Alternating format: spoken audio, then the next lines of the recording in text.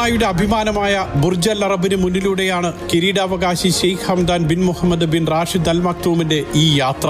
പുതിയ ഭാവി ഇവിടെ തുടങ്ങുന്നുവെന്ന കുറിപ്പോടെയാണ് അദ്ദേഹം ദൃശ്യം പങ്കുവച്ചത്. ജുമൈറ റോഡിലൂടെയുള്ള യാത്രയിൽ Roads and Transport Authority chairman Mattar Al തായറുമുണ്ട്. കാറിന്റെ പിൻസീറ്റിലാണ് അദ്ദേഹം ഇരിക്കുന്നത്. സ്റ്റിയറിംഗിന് പിന്നിൽ ആരുമില്ലാതെയുള്ള യാത്രയിൽ സിഗ്നലിലെത്തുമ്പോൾ വാഹനം സ്വയം തിരിയുന്നതും ദൃശ്യങ്ങളിൽ കാണാം.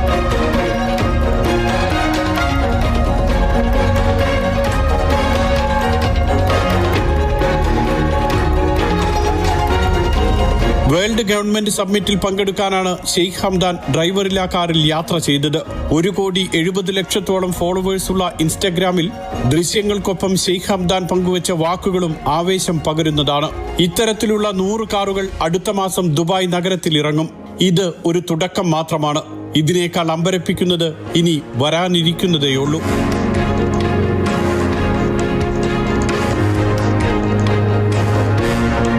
Mathrubhumi news, Dubai.